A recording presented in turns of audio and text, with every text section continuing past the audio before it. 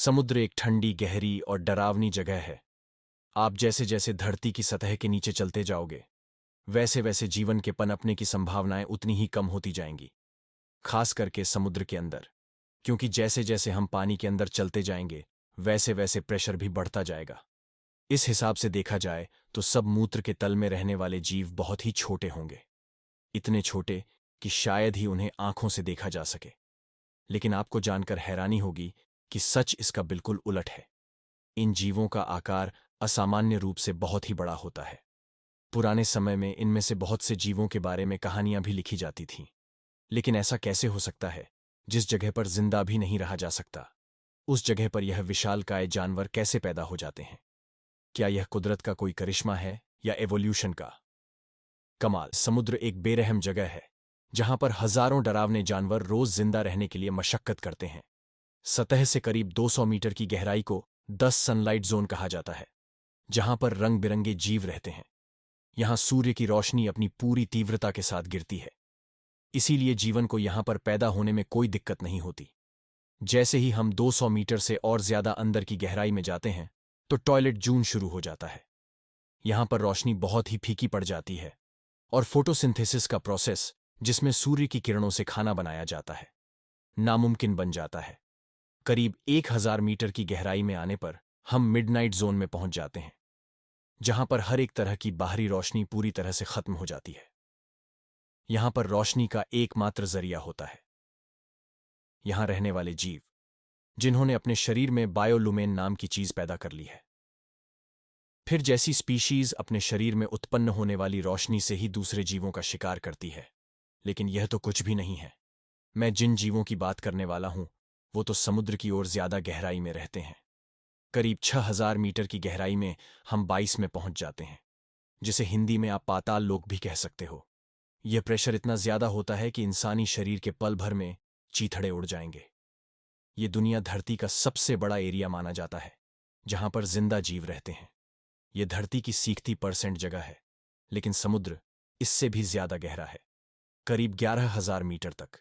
इस तरह की जगह को ट्रेन चीज का नाम दिया क्या है?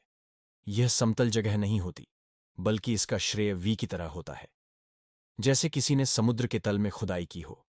इन ट्रेन में सबसे गहरी जगह, जिसे आज तक इंसान खोज पाए हैं, वो है मेरी आना ट्रेंच। आप यकीन नहीं करोगे कि मेरी ट्रेंच जैसी जगह पर, जहां प्रकृति अपने सबसे रौद्र रूप में है, वहां भी कुछ जीवों ने जिंदा रहना सीख लिया है।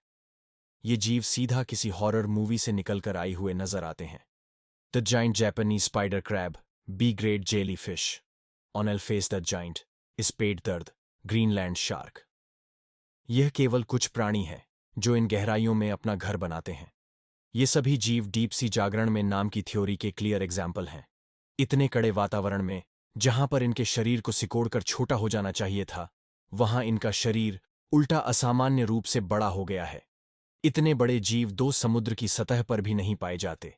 अब सवाल यह आता है कि इतनी ठंडी और अंधेरी जगह पर ये दानव जैसे दिखने वाले जीव इतने बड़े कैसे हो जाते हैं?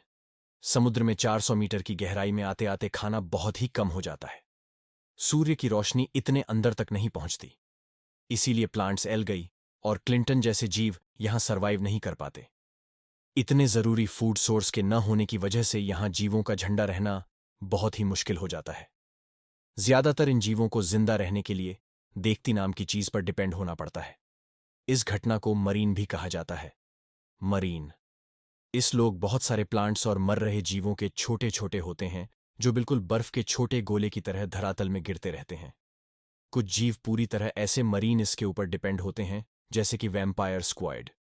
इन्होंने अपने शरीर में दो लंबे फिलामेंट जैसी चीज पैदा कर ली है, जिनसे वो सीधा इन गिर रहे पार्टिकल्स को खा पाते हैं।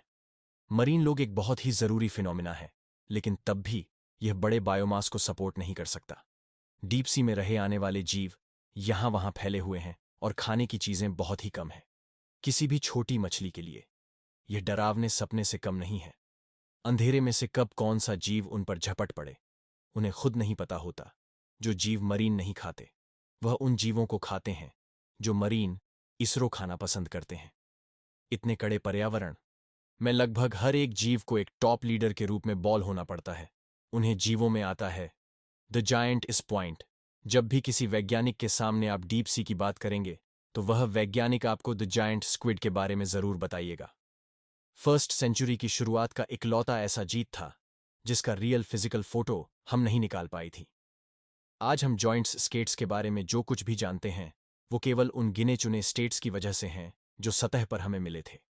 हमने एग्जैक्टली इन्हें अपने सही पर्यावरण में रहते हुए नहीं देखा है। साल 2004 में फाइनली हमने 1000 मीटर की गहराई में एक लाइव जॉइंट स्पेट की फोटो ली। एक चीज जो हमें इनके बारे में पक्के तौर से पता है वो ये कि इनका साइज बहुत ही बड़ा है। सबसे बड़ा ईज़गुड जो हमें मिला था वह करीब 13 मीटर लंबा था, यानी एक स्कूल बस का साइज जितना, जिसका वजन करीब 275 किलोग्राम था। अगर हम दूसरे के एड्स की बात करें तो सतह के पास रहते हैं, उनका शायद 7 सेंटीमीटर से ज्यादा नहीं होता। वैज्ञानिकों का मानना है कि इतना बड़ा साइज होने की वजह से धरातल पर कोई भी जीव ऐसा नहीं है। तो जाइंट इस गीत का शिकार करता हूं, इसलिए वो मजे से दूसरे गेट्स और मछलियों को अपने बड़े टैक्टिकल से पकड़कर खा जाते हैं।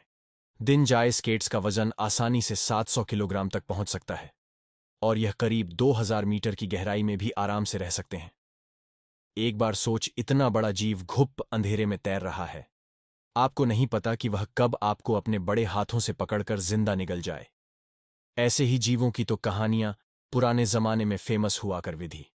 बहुत सी जगहों पर इन जायद स्किल्स के बारे में लिखा गया है कि कैसे वो बड़े जहाजों पर हमला करके इंसानों को सीधा बोर्ड से उठा लिया करती थी। लेकिन यह जायंट स्प्रेड्स हमें यह नहीं बता दें कि समुद्र के तल में रहने वाले जीव कितने खतरनाक होते हैं, बल्कि स्पेसिफिकली यह एक दूसरी बड़ी चीज का खुलासा करते हैं। इन जयंती स्क्विड के इतने बड़े साइज का होने के बावजूद भी इनका मेटाबॉलिज्म बहुत ही शुरू होता है। जायंट स्क्विड बियर स्लो नाम के एक फिनोमिना को नेक्स्ट लेवल पर ले जाता है। ग्लेशियर स्लो के मुताबिक जरूरी नहीं है कि अगर आपकी बॉडी बहुत बड़ी है तो आपको बहुत सारा खाना खाने की जरूरत है या आपका मेटाबॉलिज्म बहुत ही तेज हो। यह धरती पर रह रहे सभी जीवों के लिए अप्लाई होता है। अगर एक घोड़े का साइज एक चूहे से 1000 गुना ज्यादा है तो इसका मतलब यह नहीं है कि घोड़े को चूहे के मुकाबले 1000 गुना ज्यादा कैलोरीज खाना होगा। एक जॉइंट इसका मेटाबॉलिज्म रेट इतना गर्म होता है कि वह एक दिन में केवल 45 कैलोरीज ही खर्च करता है। उसे हर दिन जिंदा रहने के लिए केवल 30 ग्राम फूड की ही जरूरत है। एक छोटी सी टूथपेस्ट खाने से 500 किलोग्राम तक का एक स्क्विड 200 दिन तक जिंदा रह सकता है। यह इस बात को दर्शाता है कि तो जाइंट स्क्विड एक बहुत ही स्लो लाइफ जीता है। यह समुद्र के तल में हर दिन खाने के लिए लड़ाई नहीं लगता, बल्कि यह बस उड़ता रहता है और कई ड्रॉ में एक बार खाना खाता है। कई बार यह एक ही जगह पर बैठकर अपने शिकार का इंतजार करता रहता है। इतने गहरे समुद्र में देख पाना भी मुश्किल होता है, इसीलिए इसके शिकार करने का यह सबसे बेस्ट ऑप्शन होता है। इन जयंती स्क्विड या कोई स्केट्स की आंखें करीब 30 सेंटीमीटर तक बड़ी होती हैं, लेकिन वैज्ञानिक मानते हैं कि इतनी बड़ी आंखों से यह अपने शिकार को नहीं खोजते, बल्कि खुद शिकार होने से बचते हैं। स्पर्म बेल जैसे बहुत कम जीव है जो तो स्प्रेड्स का शिकार कर सकते हैं। कम खाना और दूसरे शिकारियों से बच पाना ही दीप जी के लिए के दानव जैसे शरीर को एक्सप्लेन नहीं करता। ठंडा पानी भी इनफैक्ट में शामिल है।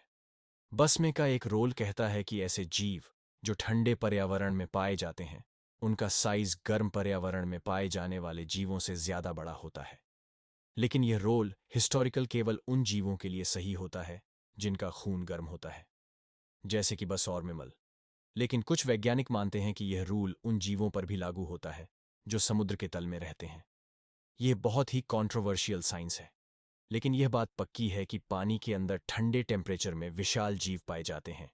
यह फिनोमिना धरती के पोलर लीजेंड्स पर देखा जा सकता है, जहां वो मरीन स्कॉन और यहां तक कि सिंगल चयन ऑर्गेनिज्म भी विशाल हो जाते हैं। और जहां पानी गहरा और ठंडा होता है वहां एक और अद्भुत जीव पाया जाता है। मैं बात कर रहा हूं ग्रीनलैंड शार्क की। यह जीव दुनिया के सबसे अजीबोगरीब दानवों में से एक है। ग्रीनलैंड शार्क आर्कटिक ओशियन की सबसे बड़ी मछली है। इसका साइज 7 मीटर तक हो सकता है और वजन 1400 किलो शाम तक भारी। ये 2000 मीटर की गहराई में ही रहना पसंद करता है, जहां का टेम्परेचर -2 से 7 डिग्री सेल्सियस के बीच होता है। यह इकलौता शायद है जो पूरे साल आटे को चीयर के घटते हुए टेम्परेचर को सह सकता है। इस ठंडे पर्यावरण ने ग्रीनलैंड 7 को न केवल बड़ा बनाया है, बल्कि कई मामलों में अमर भी बना दिया है। Greenland 7 long off living multiplex में आते हैं। मैं आपको बता दूं कि कुछ 4 तो अमेरिका की खोज होने के पहले से जिंदा हैं।